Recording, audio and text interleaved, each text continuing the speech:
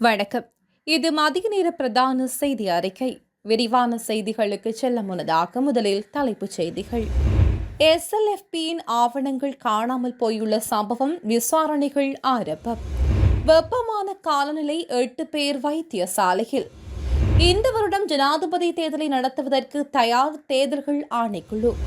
காவல்துறையினர் நடத்திய துப்பாக்கிச் சூட்டில் ஒருவர் பலி. கச்சத்தீவை சட்டப்பூர்வமாக மீட்பது சாத்தியமானது. இஸ்ரேலில் ஆயிரக்கணக்கான மக்கள் ஆர்ப்பாட்டம்.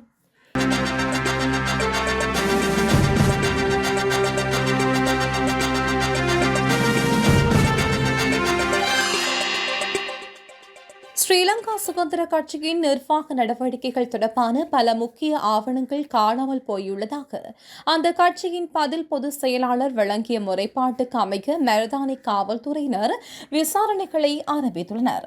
இதன்படி கொழும்பு டாலி வீதியில் உள்ள கட்சியின் தலைமையகத்துக்குள் யாரும் செல்ல முடியாத வகையில் காவல்துறையினர் நடவடிக்கை மேற்கொண்டுள்ளனர்.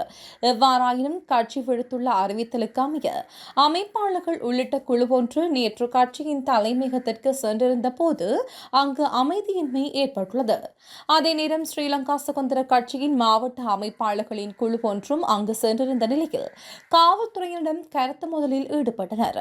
இந்த நிலையில் கட்சியின் தலைமையகத்துக்குள் நுழைய சந்தர்ப்பம் வழங்கப்படாமை தொடர்பில் மருதானை காவல் நிலைய பொறுப்பதிகாரிக்கு கட்சியின் பதில் பொதுச் செயலாளர் சாரதி துஷ்மந்த மித்திரபால கடிதம் ஒன்றை அனுப்பியுள்ளார். கடந்த 5ஆம் தேதி சிலர் சட்டவிரோதமாக கட்சி அலுவலகத்துக்குள் நுழைந்தமை தொடர்பிலேயே தாம் முறைப்பாடு செய்ததாக அவர் தமது கடிதத்தில் சுட்டிக்காட்டியுள்ளார். செலவுகளை குறைப்பதற்காக பொதுத் தேர்தலையும் ஜனாதிபதி தேர்தலையும் ஒரே சந்தர்ப்பத்தில் நடத்த வேண்டுமாயின் சட்ட ரீதியான திருத்தங்கள் மேற்கொள்ளப்பட வேண்டும் என தேர்தல்கள் ஆணைக்குழு தெரிவித்துள்ளது. கண்டியில் ஊடகங்களுக்கு கருத்துரைத்த தேர்தல் ஆணைக்குழுவின் பணிப்பாளர் நாயகம் சமன் ஸ்ரீ ரத்நாயக்க இதனை தெரிவித்துள்ளார். எவ்வாறாயினும் இந்த வருடம் ஜனாதிபதி தேர்தலை நடத்துவதற்கு தங்களது தரப்பினர்கள் தயாராக உள்ளதாகவும் அவர் தெரிவித்துள்ளார். மாவனல்ல பத்துர பகுதியில் காவல்துறையினர் நடத்திய துப்பாக்கிச் சூட்டில் ஒருவர் உயிரிழந்துள்ளார். குறித்த பகுதியில் நபர் ஒருவர் ஆயுதம் ஒன்றுடன் அமைதியின்மையை ஏற்படுத்துவதாக காவல்துறை அவசர அழைப்பு இலக்கத்திற்கு அறிவிக்கப்பட்டது. இந்த நிலையில் சம்பவ இடத்திற்கு சென்ற 2 காவல்துறை உத்தியோகஸ்தர்கள் மீது குறித்த சந்தேக நபர் ஆயுதம் ஒன்றினால் தாக்குதல் நடத்தியுள்ளார். அத்துடன் அங்கிருந்த பெண் ஒருவரையும் தடுத்து வைத்து அச்சுறுத்தியதாகவும் தெரிவிக்கப்படுகிறது. இந்த நிலையில் காவல்துறையின் நடத்திய துப்பாக்கிச் சூட்டில் குறித்த சந்தேக நபர் உயிரிழந்தார். சம்பவத்தில் 52 வயதுடைய ஒருவரை உயிரிழந்துடன் தாக்குதல் சம்பவத்துடன் தொடர்புடைய மற்றொரு நபர் தேடப்பட்டு வருவதாகவும் காவல்துறை ஊடகப் பிரிவு தெரிவித்துள்ளது. இலங்கையிலிருந்து சட்டவிரோதமாக கடல் வழியாக படகொன்றில் கடத்திச் செல்லப்பட்ட சுமார் 5 கிலோகிராம் தங்க கட்டிகள் அடங்கிய பொதியொன்று கடலுக்கு அடியே இருந்து கைப்பற்றப்பட்டுள்ளது. நேற்று முன்தினம் இலங்கையிலிருந்து படகு வழியாக தங்கம் கடத்தி வரப்படுவதாக இந்திய மத்திய வருவாய் புலனாய்வுத்துறை அதிகாரிகளுக்கு கிடைத்த ரகசிய தகவலின் அடிப்படையில் மண்டபம் கடலோர காவல் படையினுடன் இணைந்து மத்திய வருவாய் புலனாய்வுத்துறை அதிகாரிகள் மன்னார் வளைகுடா கடல் பகுதியில் தீவிர ரோந்து நடவடிக்கையில் ஈடுபட்டிருந்தனர். வேதாளையை அடுத்த மன்னார் வளைகுடா கடல் பகுதியில் சந்தேகமான முறையில் காணப்பட்ட படகொன்று சுற்றி வளைக்கப்பட்ட போது படகில் இருந்த நபர்கள் கடலில் பொதியொன்றை எறிந்துவிட்டு அங்கிருந்து தப்பிச் செல்ல முயன்றனர். கடலில் வீசப்பட்ட பொதியில் காணப்பட்ட தங்க கட்டிகளை காவல்துறையினர் மீட்டுள்ளார்கள். அதன் பெறுமதி இந்திய மதிப்பில் சுமார் 3 கோடி ரூபாய்க்கு அதிகமாக இருக்கலாம் என மத்திய வருவாய் புலனாய்வுத்துறை அதிகாரிகள் தெரிவித்துள்ளனர். சித்திரை புத்தாண்டை முன்னிட்டு ஏற்பாடு செய்யப்பட்டுள்ள நிகழ்ச்சிகளுக்கு தேவையான ஆதரவையும் பங்களிப்பையும் வழங்குமாறு பொது நிர்வாக அமைச்சின் செயலாளர் சம்பந்தப்பட்ட அரசு அதிகாரிகளுக்கு பணிப்புரை விடுத்துள்ளார். குறித்த காலப்பகுதியில் அத்தியாவசிய சேவைகளை பராமரித்த தொடர்பாக மாவட்ட செயலாளர்கள் உள்ளிட்ட அதிகாரிகளுக்கு சுற்றறிக்கை ஒன்றினூடாக இந்த பணிப்புரை விடுக்கப்பட்டுள்ளது. புத்தாண்டுடன் இணைந்து வரும் நீண்ட விடுமுறை காலப்பகுதியில் அனர்த்தம், அவசர தேவைகள் மற்றும் ஏனைய அத்தியாவசிய சேவைகள் தொடர்பில் அவதானம் செலுத்துமாறும் அறிவிக்கப்பட்டுள்ளது. அத்துடன் அரசாங்கத்தின் அபிவிருத்தி திட்டங்களும் தடையின்றி பராமரிக்கப்பட வேண்டும் எனவும் குறித்த சுற்றறிக்கையில் அறிவிக்கப்பட்டுள்ளது.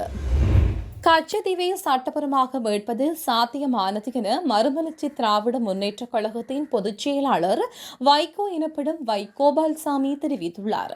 தமது கட்சியின் மக்களவைத் தேர்தல் விஞ்ஞாபனத்தை வெளியிட்டதன் பின்னர் ஊடகங்களுக்கு கருத்து தெரிவிக்கும் போதே அவர் இதனை தெரிவித்துள்ளார். பிரதான எதிர்க்கட்சிகளின் கூட்டணியாக இந்தியா வெற்றி பெறுமாயின் ராகுல் காந்தியை பிரதமர் என தமிழக முதல்வர் மு.க.ஸ்டாலின் கூறியுள்ள கருத்தை தாம் வழிமொழிவதாகவும் அவர் தெரிவித்துள்ளார். இந்தியாவுடன் ஒப்பிட முடியாத நாடொன்றுக்காக ஒருபோதும் கச்சத்தீவை விட்டுக் கொடுக்க முடியாது. நெருக்கடி நிலை காலத்தில் கச்சத்தீவை தாரை வார்த்து கொடுக்க மத்திய அரசு உறுதியாக இருந்தது. அதனால் ஏற்படும் பாதிப்புகளை உணர்ந்து கச்சத்தீவை மீளப்பெற வேண்டும் என்கின்ற நிலைப்பாட்டுக்கு திராவிட முன்னேற்றக் கழகம் வந்துள்ளது. கச்சத்தீவை தாரை வார்த்து கொடுக்கக்கூடாது என சட்டப்பேரவையில் மறைந்த தமிழக முன்னாள் முதல்வர் முத்துவேல் கருணாநிதி தீர்மானம் கொண்டு வந்த போதிலும் அது பயணிக்கவில்லை. கச்சத்தீவை சட்டப்பூர்வமாக மீட்பது சாத்தியமானதாகும். நாடாளுமன்றத்தில் இரு அவைகளிலும் சட்டமூலம் நிறைவேற்ற வேண்டும். கச்சத்தீவு தொடர்பில் உயர் நீதிமன்றத்தில் வழக்கு நிலுவையில் உள்ளது. அது தொடர்பாக நீதிமன்றமே முடிவு எடுக்கலாம் எனவும் மறுமலர்ச்சி திராவிட கழகத்தின் பொதுச் செயலாளர் வைகோ எனப்படும் கோபால்சாமி தெரிவித்துள்ளார். முல்லேரியாவில் பாடசாலை மாணவர்களை இலக்கு வைத்து போதைப் பொருளினை விற்பனை செய்த 2 சந்தேக நபர்கள் கைது செய்யப்பட்டுள்ளனர். முல்லேரியா காவல்துறையினருக்கு கிடைக்கப்பெற்ற ரகசிய தகவல்களுக்கு அமைய குறித்த சுற்றி வளைப்பு முன்னெடுக்கப்பட்டுள்ளது. இதன்போது 18 மற்றும் 24 வயதுடைய 2 சந்தேக நபர்களை கைதாகியுள்ளனர். சந்தேக நபர்கள் குறித்த பாடசாலைக்கு அருகிலுள்ள சிகை அலங்கார நிலையம் ஒன்றிலிருந்து போதைப் பொருட்களை கொண்டு சென்று விற்பனை செய்துள்ளார்கள். திரைத்துறையில் ஈடுபட்டுள்ள கலைஞர்களின் நலனுக்காக விசேட கடன் திட்டம் ஒன்றை தயாரிக்க நடவடிக்கை எடுக்கப்படும் என தெரிவிக்கப்பட்டுள்ளது.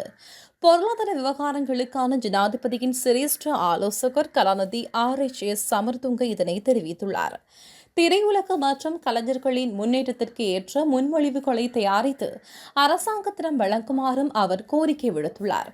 இலங்கை சினிமாவை நவீன உலகிற்கு ஏற்றவாறு புதுப்பித்தல் மற்றும் அந்த துறையில் ஈடுபட்டுள்ள கலைஞர்களின் தொழில்சார் எதிர்காலத்தை பாதுகாப்பு தொடர்பிலான கலந்துரையாடலில் கலந்து கொண்ட போதே அவர் இதனை தெரிவித்துள்ளார். திரைத்துறையில் நிலவும் பிரச்சினைகள் குறித்து இதன்போது விரிவாக ஆராயப்பட்டுள்ளது. 1993 ஆண்டு முதல் கலைஞர்களுக்கான ஓய்வூதியம் தொடர்பில் திருப்தி அடைய முடியவில்லை. எனவே அந்த ஓய்வூதியம் தொடர்பாக முடிவெடுப்பதற்கான யோசனைகளை அரசாங்கத்திடம் முன்வைக்க எதிர்பார்ப்பதாகவும் பொருளாதார விவகாரங்களுக்கான ஜனாதிபதியின் சிரேஷ்ட ஆலோசகர் கலாநிதி R.H.S. சமரதுங்க தெரிவித்துள்ளார். இந்தியாவின் ஒடிசா மாநிலத்தில் நிலவும் வெப்பமான காலநிலை காரணமாக 8 பேர் வைத்தியசாலையில் அனுமதிக்கப்பட்டுள்ளனர். அதிக வெப்பம் காரணமாக தற்பொழுது வெப்பச்சோர்வு, தலைவலி உள்ளிட்ட நோய்களினால் மக்கள் பாதிக்கப்பட்டுள்ளதாக ஒடிசாவின் பொது சுகாதார அமைப்பு தெரிவித்துள்ளது. அத்துடன் இந்தியா முழுவதும் எதிர்வரும் ஜூன் மாதம் வரையில் வெப்பம் அதிகரித்து காணப்படும் என இந்திய வானிலை ஆய்வு மையம் தெரிவித்துள்ளது. வெப்பம் குறித்து பொதுமக்கள் அவதானத்துடன் செயற்பட வேண்டும் எனவும் அந்த நாட்டு சுகாதார அமைச்சு அறிவுறுத்தல் விடுத்துள்ளது. நாட்டின் சில பகுதிகளில் இன்று மழை பெய்யக்கூடும் என வளிமண்டலவியல் திணைக்களம் எதிர்வு கூறியுள்ளது. வளிமண்டலவியல் திணைக்களம் வெளியிட்டுள்ள அறிக்கையில் இந்த விடயம் தெரிவிக்கப்பட்டுள்ளது. இதன்படி மேல் மற்றும் சப்ரகமுக மாகாணங்களிலும் கண்டி மற்றும் காலி மாத்தறை ஆகிய மாவட்டங்களிலும் பிற்பகல் 2 மணிக்கு பின்னர் மழை அல்லது இடியுடன் கூடிய மழை பெய்யக்கூடும் எனவும் வளிமண்டலவியல் திணைக்களம் தெரிவித்துள்ளது. கொழும்பு கொட்டாஞ்சேனை சுமித்ராராம மாவட்ட பகுதியில் உள்ள வீடொன்றில் காவல்துறையினர் முன்னெடுத்த சோதனை நடவடிக்கையின் போது பாரிய தொகை போதைப் பொருள் மீட்கப்பட்டுள்ளது. இசைக்கருவி ஒன்றுக்குள் சூட்சுமான முறையில் மறைத்து வைக்கப்பட்டிருந்த நிலையில் குறித்த போதைப் பொருள் மீட்கப்பட்டதாகவும் தெரிவிக்கப்படுகிறது. இதன்போது 1 கிலோகிராமுக்கு அதிக நிறைகுடிக்க ஐஸ் ரக போதைப் பொருள் மற்றும் 500 கிராம் நிறைகுடிக்க ஹெரோயின் போதைப் பொருள் என்பன மீட்கப்பட்டுள்ளது. அத்துடன் குறித்த வீட்டிலிருந்து சில தொலைபேசிகள் மற்றும் அவற்றுக்கு பயன்படுத்தப்படும் சிம் அட்டைகள் என்பவற்றை காவல்துறையினர் மீட்டுள்ளனர். வெளிநாட்டில் தங்கியுள்ளதாக தெரிவிக்கப்படும் நபர் ஒருவர் இதன்போது காவல்துறையுடன் தொலைபேசியில் உரையாடியுள்ளார். எவ்வாறாயினும் குறித்த நபரை காவல் நிலையத்திற்கு வருமாறு காவல்துறையினர் எச்சரித்துள்ளனர். காசாவில் தடுத்து வைக்கப்பட்டுள்ள பணிய கைதிகளை மீட்பதற்கான ஒப்பந்தம் ஒன்றை வலியுறுத்தி இஸ்ரேலில் ஆயிரக்கணக்கான மக்கள் ஆர்ப்பாட்டங்களை ஆரம்பித்துள்ளது. இஸ்ரேலிய பிரதமர் பெஞ்சமின் நெதன்யாகுவுக்கு எதிராக தரப்பினர் இந்த ஆர்ப்பாட்டத்தை ஏற்பாடு செய்துள்ளதாகவும் தெரிவிக்கப்படுகிறது. தற்போது தேர்தல் ஒன்று நடத்தப்பட வேண்டும் எனவும் ஆர்ப்பாட்டத்தில் ஈடுபட்ட தரப்பினர் வலியுறுத்தியுள்ளனர். இஸ்ரேலுக்கும் ஹமாஸ் தரப்பினருக்கும் இடையிலான போர் ஆரம்பித்து சுமார் 6 மாதங்கள் ஆகின்றது. இந்த நிலையில் அங்கு முன்னெடுக்கப்பட்ட ஆர்ப்பாட்டத்தில் காசாவில் பயண கைதிகளாக தடுத்து வைக்கப்பட்டுள்ளவர்களின் உறவினர்களும் கலந்து கொண்டதாக தெரிவிக்கப்படுகிறது. சின்ன சேனலுக்கு எதா இருந்தாலும் அது கொஞ்சம் ஆதரவு கொடுங்க.